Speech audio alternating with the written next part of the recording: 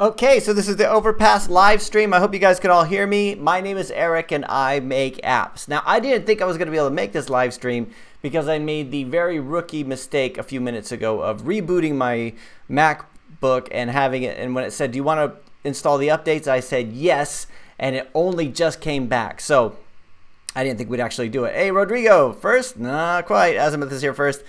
MUK, hey, how's it going? Hi, everyone. Hello from the Philippines. Hey, Azimuth, how's it going? So most of the conversations I have throughout the day are with the Philippines. So it's talking to my team. Also, I had an interview this morning, which was pretty cool, with a possibly getting a new member of the team to do some video editing and help out with stuff like that, to free up a bit of my time. But it's been an eventful week, mainly because of the Google Play policy changes. So we did a video about that a couple days ago, and it's something that I did a video on it, but then I got an email last night from or 2 days ago from someone named Neural, which tomorrow's video is about, so and he was talking about, he was showing a few Reddit threads where people who had paid and free apps were getting their paid apps suspended because it was duplicate content. So we'll talk about that a little bit. But so I actually went to bed last night thinking about that, thinking, should I remove all the paid apps tonight, or will I wake up tomorrow and have all these suspensions and maybe my account suspended? But I'm holding off, but I might do that over the weekend. So Azimuth says, nice shirt. Thank you very much. It's my army shirt. So, even though it's been years since I've been in the army, every so often I like to wear it. So people say, hey, were you in the army? I said, oh, what, this? Yes. So yeah, the Overpass shirt is a bit nicer. I have another one that says I make apps, which I wear sometimes, but I haven't worn them in the videos lately. And I need to do that. But the Overpass one. The thing is, when I wear the Overpass shirt, the new Overpass shirt, which has the logo's been designed by Sandy, our designer. Every time I wear that, you guys all say that logo is much better than the one than the normal one, and then I think, I don't want to change the normal one. I even thought about. I don't have any tattoos, but I thought if I ever got a tattoo, it might be the Overpass logo. But then if I change it, God, then that won't be so easy. So anyway, hey Kripesh, hey, how's it going? Hey, how you doing? I'm doing really well. I mean, it's hot. Actually, no, I'm not gonna say hot, because every time I tell you guys it's hot, everybody comes from someplace that's hotter than it is here. But it's just kind of muggy today, in the office. I just turned the air conditioner off, which makes a lot of noise in the office, so that we can do this live stream. And I may slowly start to sweat throughout this. So which will be interesting scientifically. So so this week was the new Google Play policy changes. I'm a bit concerned about. Also did a video where I rode around on the Twike, the electric car. That was pretty cool, and that was like a nice change of scenery, because I went to a park and I recorded the video, and then the guy Rich, he pulled up and said, hey, you doing your video? Because he knows about it. And then so we went out on his little car and I filmed it and then put that all together. And sometimes it's nice to have videos like that, which is a little bit more stylish, rather than just me talking to the camera. Hey, have a look at my screen, that kind of stuff. So, and that's one of the things I'm talking to, maybe getting someone to do video editing, because I do the video editing myself, but a lot of times the reason there's not more in them is because I don't have much time to do that. So I'm hoping we could do that kind of stuff. DS Bailey Freelancer, hello, hey, how's it going? So so that's that's where the week was. What else happened this week? Yeah, mostly it's been catching up with client work. Rodrigo's been working with us on a project, so that's kind of cool. And so that's helped out a lot. I'm trying to catch up with a few different projects. We have one project that's been going on for quite a while, and we're near the end of it. We're nearly about to go live with it, which is cool.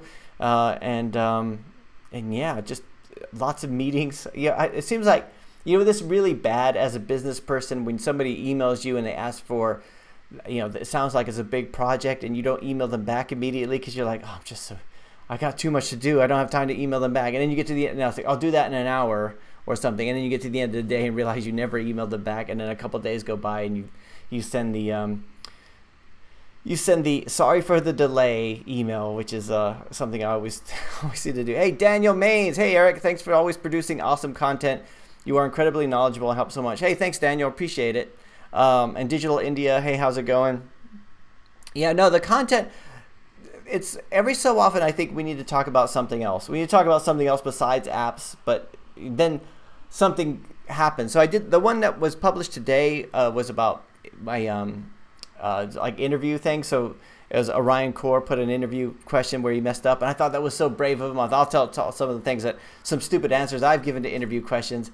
And I said, if anybody's brave enough to put what they, something that they're embarrassed about as an interview response, go ahead. And one person put something down, and then he removed it. So I was like, oh man. So, but yeah, we'll see. But anyway, I did that video, and then all this stuff with the new Google Play policy comes out. So then I start moving them around. So if you've been paying attention to the videos, it went 4:17, and then 4:16, and then tomorrow's 4:18, where we talk about. Where I'm talking a little bit more about the play policy things, which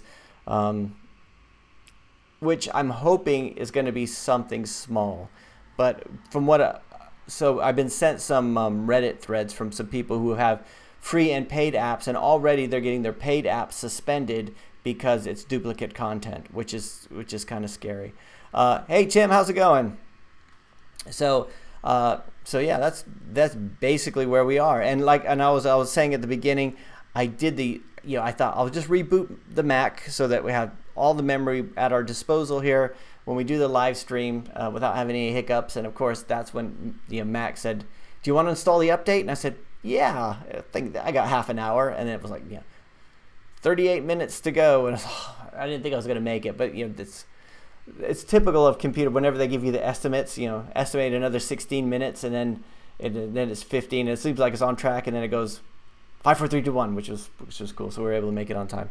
So hey, True Dreams, hey, how's it going? Vikas, hey, nice T-shirt, thanks. My army T-shirt.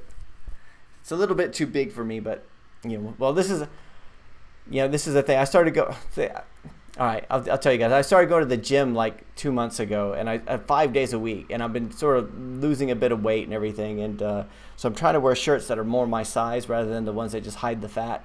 And this is one of my older hide the fat shirts, so it's but it's it says Army on it. It'd be cool.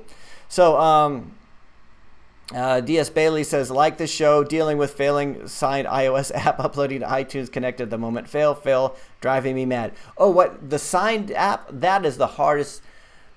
It seems like you have to go through a lot of steps for iOS. In fact, I have a client that emailed me an hour ago, and they said, we need an app. Basically, we just need a copy of the app that we have. So it's an internal, like an enterprise thing. We need a copy of it, which just has this bit of functionality removed, which is so simple because all I have to do is comment on a certain section and release it as a separate app, which is, hacky. So I said, why don't I just put something in the settings so you could turn that feature off? That's the proper way to do it rather than have two code bases. And they said, well, whatever's easiest. And I thought, well, actually, it's easiest just to copy the code and then comment it out and then release it. But the hard bit is going to be we have to get a new app ID for iOS. We have to do all this stuff, new app store, and it's actually easier just to re-release the same one with the setting in it, which is the better way to go anyway. So Rampton says, hi, can you give some information about my policy privacy, especially about COPA? My app is not directed at children, but I'm using AdMob for monetization. So what I did is I went to like a legal website and filled in a form and downloaded it. So and I think it included, so you had check boxes. Do you want to include COPA? Do you want to include this? And I was just like, yes, yes, yes. And I think I paid $100 to do it. And then I did 2 of them. I did one for the website and I did one for the app. So all the apps have the same privacy policy page. They all go to the same one. The thing is, the two policies are almost identical, right? It's just like I should have just done one, or even better yet, I should have just stole one from somebody else. I mean, so like, if you steal one from my site and just tweak it a little bit, don't say Overpass limited. Like, if you're gonna like do that, then don't say Overpass Limited, whatever. So, but that's basically what I did. I just switched all those things on and do that. I don't know how well, like I've never had anybody actually approach me about COPPA, and on Google Play Developer Console, whenever they ask about it, is it directed at children? I say no, it's not directed at children. You know, not specifically, because it just seems like that's a lot of paperwork to do, and you know, but it's not directed at children. But I mean, children can use it, obviously. That's one of the things I don't understand. They say, is your app directed at children? You know, they could remove the ad mob could show whatever ads, so you have those two different places to set it. But then they make you go and fill in the questionnaire to set the age rating. So it would, all of that should, I think all of that should be tied in together somehow. So the first thing you do is set the age rating, and then based on that, it'll say, okay, if it's below, say, 12, then you say, is it directed at children? And you say, well, no, not specifically. In fact, I don't mind if you change it up to 12 to make it not directed at children. But I think that's it. Let's see. WPD Freedom from Philippines here. WPD Freedom. So is that WordPress Freedom, or so let's see. And Sharon Ken Garnathan says, where do you live? I live here. I live in England. So that's it. Oh, Ice Cream Apps says, I earn money from AdMob and apps, but I feel alone out here working on software company. So what should I do without working at a software company? I think this is one of the things I talk about a lot, Ice Cream Apps, is when I was doing the apps, the first, like everybody, I was working a contract, and everybody was like talking about how cute it was that I was doing an app. In fact, I didn't tell anybody for like months first. So I was like, and then as I was about to release it, I think I mentioned it to a few people, and they were like, oh, really, you can do apps. And they were like, oh, that's cute, but you can't really make money with that. I mean, this is back in 2012, and everybody's always said the same thing: you can't make money with apps. And there's a lot of people out there who haven't and who back up that theory, but there's people who have. And you think it's, you know, once you know that it's possible, you have to think, what is it that I'm doing wrong here? But it was hard because I didn't know anybody who was doing it. I'm just like alone, right? I'm talking about, okay, so I'd read a book and I'd read something and say, okay, I'm going to try to do a nag screen or something to cross promote across the different applications, or I'm going to try to do this, I'm going to try to do that. And you know, there was a bit of information out there, but it wasn't until I started talking to other app developers that, you know, and online, because I don't know any app developers like in person that I meet with. So it's well, actually no, there's a few I've met since because of the videos, but you know, it was really hard because you do feel very alone, right? You're putting these things out there. Everybody's, I mean, for me, I think it's just an insecurity thing where I kind of felt like everybody was looking at me like they knew, like they could tell that I didn't know what I was doing. And you know what? I didn't know what I was doing, but I was going to figure it out. Like most things, we don't know what we're doing. We're just going to figure it out, right? If you ever meet somebody who's really super confident that, yes, I'm doing the right thing, those kind of people you don't want to hang around. We're always second guessing ourselves and saying, is this something I should do? Am I doing it the right way? Should I quit? And everything, which is why it's difficult to do ads, for example. Like for me, I will always put an ad out for the ads for the apps, like on AdMob or something like that. And if it doesn't do well, like in the first day or like 2 hours or something like that, I might pull it, right? Because I'm like, oh, obviously not working, right? But it's not really enough time. It's not really enough time to gain any traction. It's like if you go to the gym once or twice, you go, I'm not gaining any muscle, so I'm obviously this doesn't work. And sometimes you just have to trust the process and do it, but it's really hard when you're always second guessing yourself. And I think this is, you know, there's that whole saying that you are the average of the 5 people you spend most time with.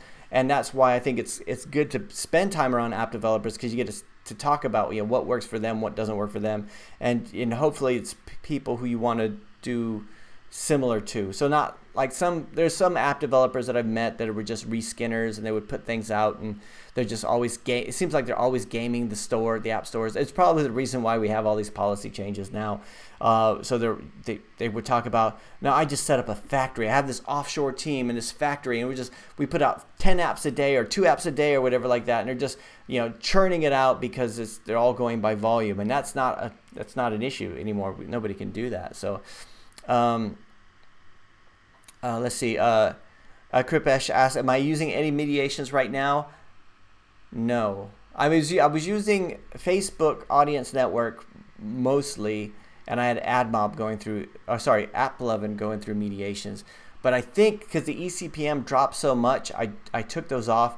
But because AdMob, this is actually a good point. I probably should turn them back on just to check to see if we get more stuff through AppLovin. I keep getting emails from other ad networks, mainly Ogre. Ogre will email me every, it seems like 3 weeks, and it's always like, it's never are you reconsidering it. It's always the initial pitch, like, hey, have you ever thought about monetizing your app? And I say, I am monetizing my app, and then we go through that. But I'm thinking about maybe trying that one again.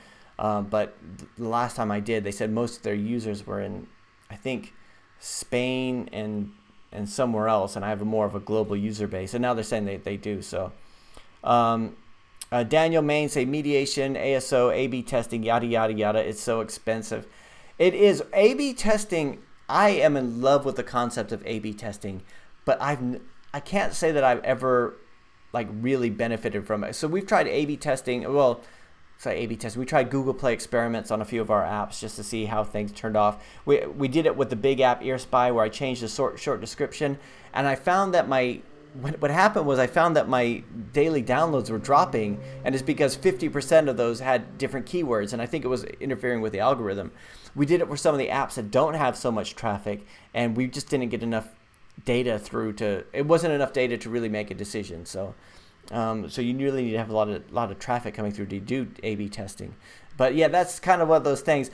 Daniel, it seems like A/B testing is something, it's like unit testing as a developer. It's something that every developer claims they do, but they might not necessarily do it because it sounds really cool. And even a lot of people who talk about, oh, we A/B test everything, and when you actually drill down and ask them about it, sometimes they're like, yeah, not really, but it sounds like they really know what they're talking about. You know, oh, we have to do our market research, we have to do this, right? And say, yeah, but it doesn't give you, how much more certainty does it give you? But it is something I would like to try more, though. There was in the book 4-Hour Workweek, where he talks about creating Google ads for different different names of the titles of his book, so we can see how much people would click through, and so you can find the best title based on that kind of research. That was very interesting to me, but it also sounds like a very expensive thing. So let's see. Let me go back up. Sorry, Amit Raj says, I made a simple app, promoted through AdWord, but since the end of the campaign, I didn't get any downloads. Focus on C++ learning for beginners. Any tips?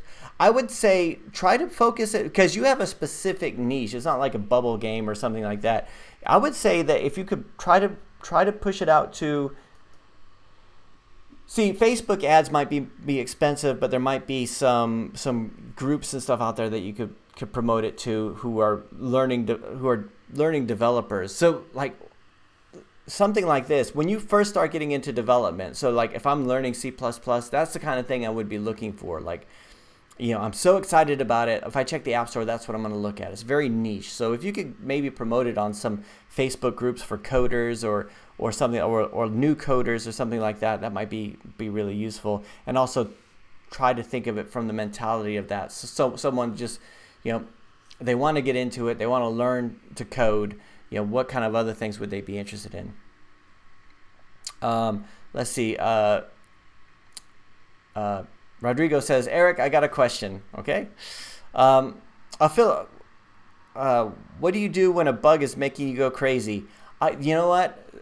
The crazy bug, sometimes it really, like, I always think, I would talk about the Popeye video. I think it was Popeye. I think Donald Duck was the same thing, where there's a fly flying around, right? And he's trying to swat the fly through the whole, and then every time the fly keeps landing on him, right? And then in the end of the cartoon, he's got a shotgun out and he's trying to shoot the fly, and he's blowing holes in his house.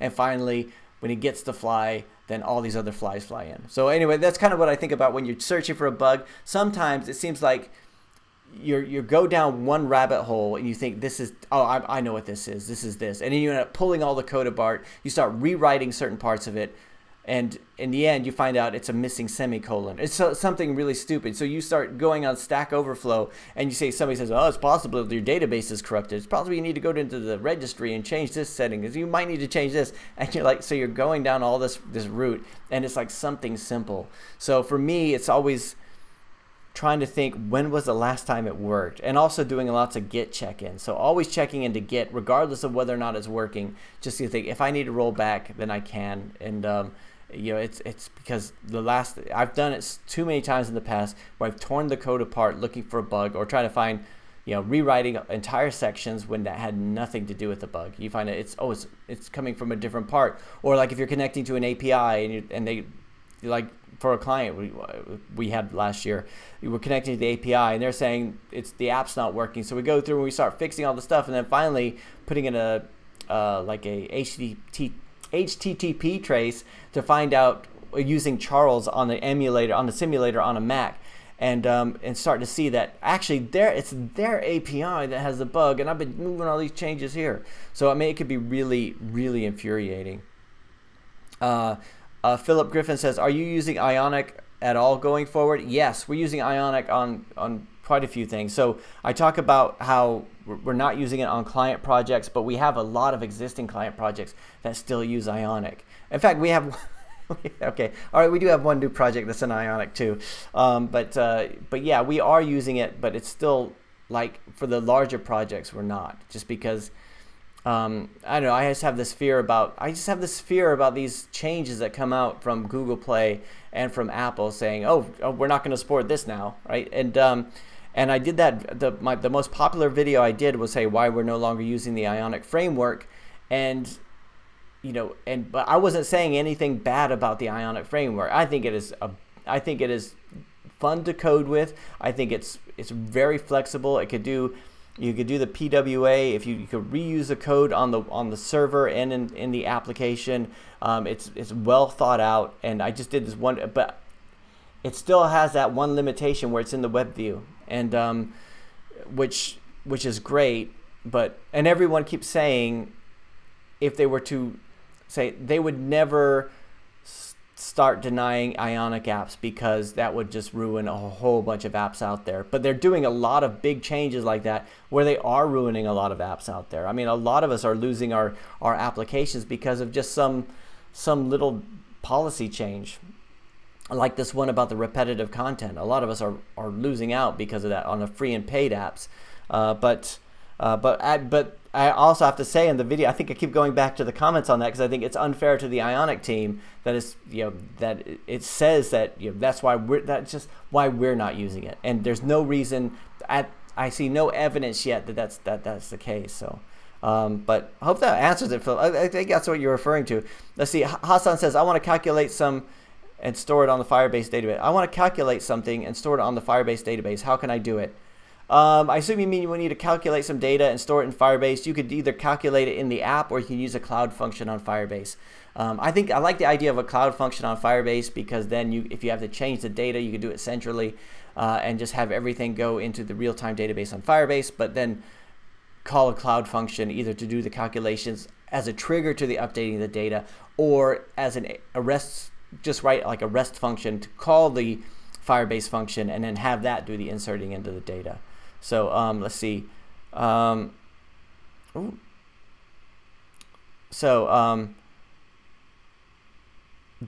Freedom says, can we get suspended via machine learning algorithms? AI happens with YouTube videos. Are you not afraid of this possible future? Yes, I think most of the suspensions probably come from AI. I don't think there's somebody specifically making this. I think they're probably making suspensions, and if you appeal them, then I think you get a human person. So I'm kind of worried about that. Let's see. David G says TDD is great for simple input-output type code. It's terrible for UIs. Yeah, I agree with that. I mean, it's really hard to get somebody to do test-driven development, because they assume it's like an end-to-end thing. Like they assume it's going to the database, so it includes the database and the server and the app, right? When ideally it's just one function, right? You need to be able to mock up one side of it and one other end of it, and it's mainly for stuff that does like computations. And like I did one it was working for investment bank, and we had to do something that which calculated IP ranges, right? And we had this. They came up with all these IP range logic, which was really complicated. Like, it wasn't complicated, but the rules were just too much, right? It was like, oh, if this happens, then this happens. If this happens, this happens. This happens, this happens, right? And you start to lose control of it. In fact, it was getting to the point where they kept finding exceptions to it. So we put everything into a single function, and then we could write the test scripts that do the input and output. Now the thing was, it was an Indian team that was working with. I mean, that's not a derogatory thing. The team was in India, and they were not as experienced. So I was a senior developer, and I was only brought in to work on certain things when things went wrong. And so I had this unit test in there, and then they started saying it stopped working. That function you wrote stopped working. So I go, okay, let me run the unit test. And sure enough, the unit test fails, right? So then I go in and I see that one of their developers had added like a nasty if clause in there, and they deleted the unit test because they didn't know what it was, and they said it was preventing the app from compiling, so they had to delete it. And I was like, you just deleted my unit test? But yeah, sorry, I'm going on about stuff here, but let's see. Sumanyu says, hey, Eric, I hope you remember me. Yeah, I remember you. Daniel Mays, back to work. Thanks again for the input and the live stream. Keep making apps. Thanks, Daniel. Sumanyu says, what's your opinion on Google Yeti? Will you make a video on it? Last week, I think I looked at it. You sent it to me, and I haven't done anything with it yet. Daniel G says, since you made the jump to business owner, how much time do you spend on the not fun stuff? Has your definition of fun stuff changed over time? David, that's a really good question. The biggest problem I have is, like, I think I would be better off if I slammed my fingers in a drawer and forced myself to delegate everything, because this is the hardest bit. It's hard when you watch somebody. It's hard to watch somebody do something that you can do better and they're not enjoying it. Like, you're thinking, I would love to work on that, and they're like, oh, fine, I'll do it, right? It's really hard, and it's like you're trying to get them to do it, and you're like, in the end, when you get weak, like when I get weak, like if we're in a project that's going over and I'm just like, I'm on a weekend, I go, that's it, I'm just going to write the whole thing myself. I'm just going to throw everything they've done out and start doing it. And, which does get it done, but then it doesn't, like, they're not going to learn that way, and they're not going to do it. So ideally, I was talking to a prospect earlier today where I said, I'm doing more things lately that are like an architect. Like, I'm just trying to say, these are the technologies we should use. This is the way we should do it. This is the, almost like writing the coding specs, saying this is how everything should hang together. This is how this should work. This, and going through it that way, and being able to converse in a way to the developers so they understand what it needs, but also to talk to the clients so the clients understand what it is we want, and sort of be like the translator is not the right word because it assumes that there's different languages being spoken, but a lot of times the developers are they will understand if you tell them why the thing has to work the way that it does. But a lot of times, like when you just have a client and a developer where you're not involved in the decisions, a lot of times there's a miscommunication because the client doesn't tell the developer why the thing needs to do what it does, or they'll only tell them why it needs to do what it does, but not what it needs to do, and they might not completely understand, so they're just coding something and they don't really know the rationale behind it. So, like, as a developer, that if you can understand what the application is supposed to do, and based on experience, you can anticipate other things they might ask for in the future, then you're going to code it that way. So, I mean, that's so yeah. I guess I still do a lot of fun stuff, but I'm trying not to. Let's see. Pab says, what's your thought on the pro free versions of apps with the new repetitive content policy? Seems the one Reddit user got it as an app reinstated, but not sure yet. So that's exactly what we're talking about on tomorrow's video. I got an email from Neural of these Reddit users that are getting their paid versions removed, and that's the scary thing to me. And if he gets it reinstated, I think that's good. My big fear is that I'm going to end. Last night I went to bed thinking, should I remove all my pro apps because I might have a bunch of suspensions in the morning, and then if I have too many suspensions, what if they suspend my entire account, and then I'll be really screwed, all because I decided to go to bed now, right? That's what I was thinking, and I kind of had this fear of the boogeyman. I had the fear of Google AI going through and suspending a bunch of my apps.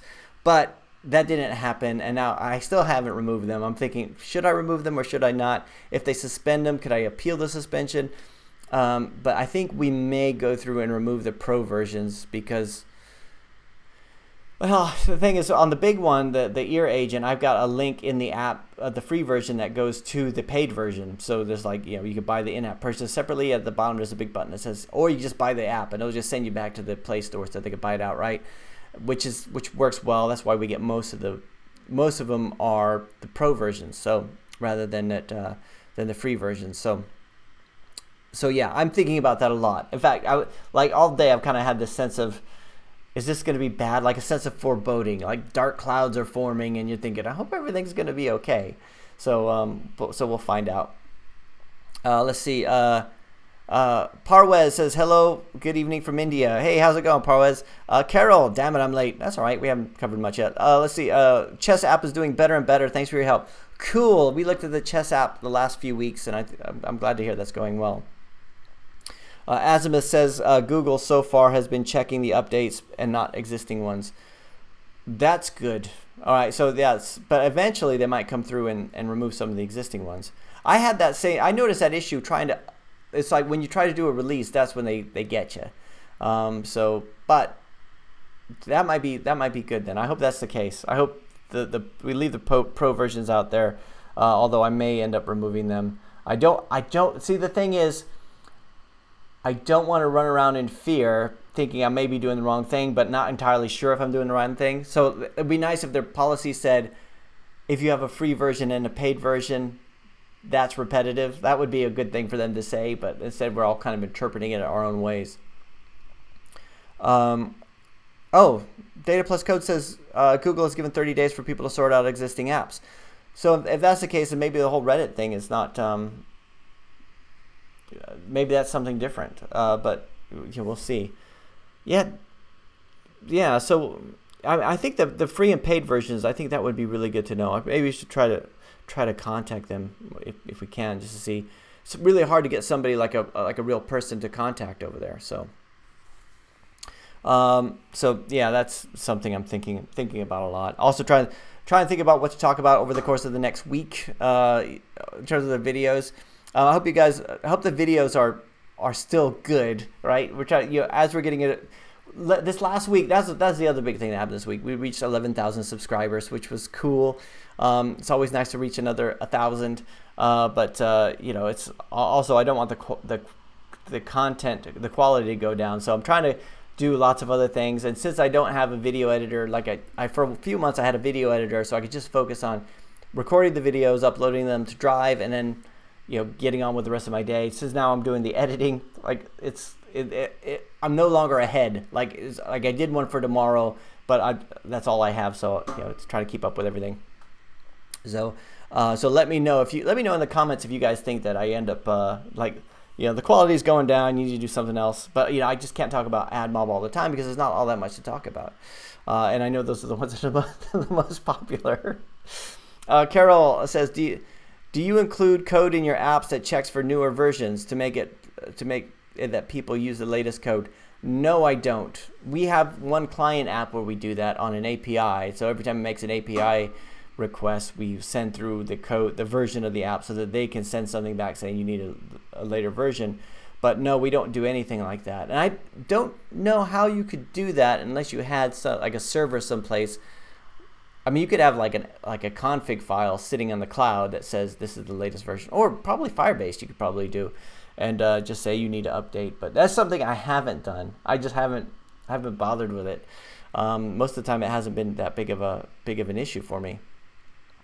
Asmus says, so far that has always been the case when they update their policy. I have had an app which was removed when I updated existing, others is still active. Yeah, if we have 30 days, I guess we have to go through and do that. The 30 days, I really appreciate that Data Plus Code because that makes me feel less anxious about it. I mean, because this is what I've been thinking about, like last night, thinking, oh God, maybe I shouldn't, maybe I should go into the office now. Like it was like 9 p.m. I think maybe I should go into the office now and just start removing all these apps. But no, that would be good to find out. Hopefully they'll come up with more clarity on that. So anyway, so that's I think that's it. Does anybody want to look at any apps today? I don't think we have any here to look at. So, and I think we answered all the questions. So we could do. Should we knock off early today? Should we end the live stream a little bit earlier today? And I really appreciate everybody showing up and watching the videos each day. Shall we do this again next week? Let's see. Oh wait, one more question. How long does it take your apps to generally reach 80, 90, 100%? 100% of what? All right, Carol. Let's have a look at your new app. Let's have a quick look. Yes, and Jose, I do need to do one on AdMod mediation. Yeah, because they've changed everything on mediation, so now they have mediation groups, and I haven't done anything with the mediation groups, I don't think. I think that's the reason why I turned off mediation, was because they changed it, and then I turned it off before because I didn't have time to look at what it did. So let's take a look at one quick look here at an app. It's called Prank Dice, Prank and Cheat Your Friends. On Google Play, let's go. All right, this is Carol VDW's application.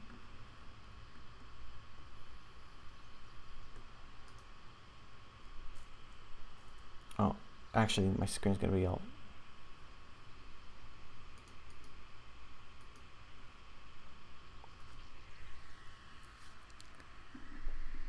Sorry, I did it in Google rather than on Google Play. Let's see. It's just. Oh, by the way, I don't know if you guys knew this. This is if you ever want to see what your app looks like in other countries, there's this HL, which is I think it's home language. So like you could do I think you could do what are some of the other ones? ES for Spanish. This is one of the things you could change these things. So if you ever wanted to see if your localization is working for each of the languages. So in the query string. So let's just go to the default, remove that query. For some reason, that's what the Google search came up with. So is this it, Carol? Let's see.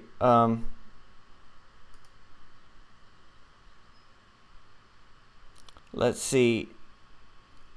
It looks like a regular Dice app.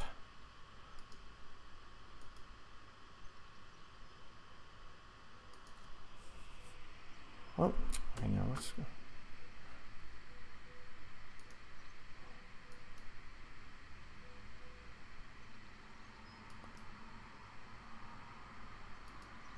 I mean, it looks okay to me. I mean, how's it doing?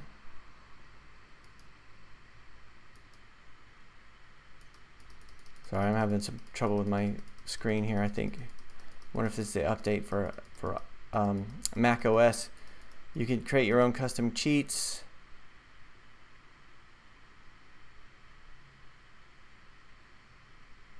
Looks interesting. I like the icon. I'm not sure if it will be. Trying to think. How would it? How would you use it? Let's see. Because you'll always win.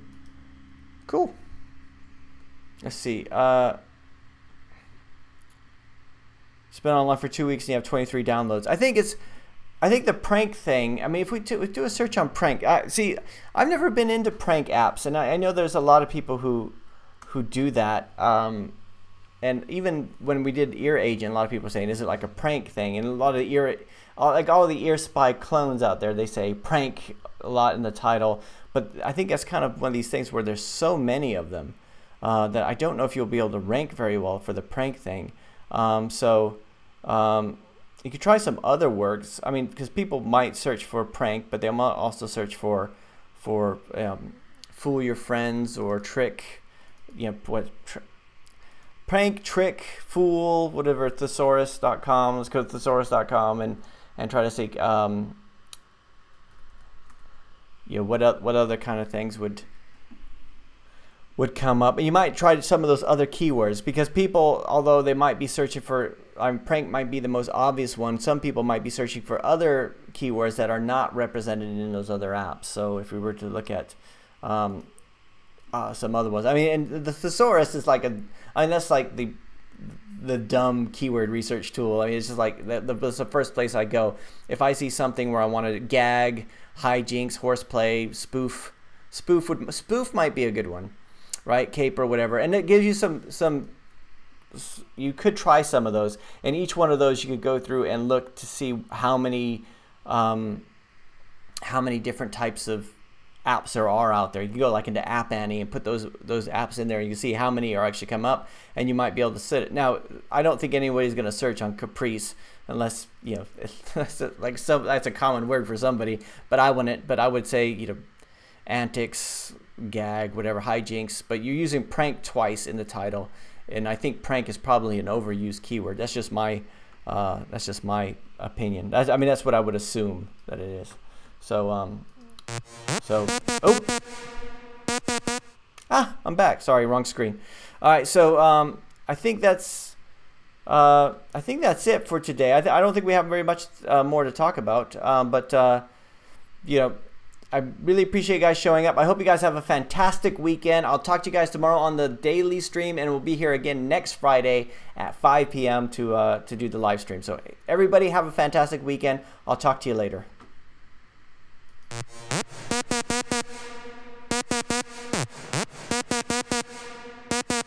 Taking this blindfold off to see what this life's all about.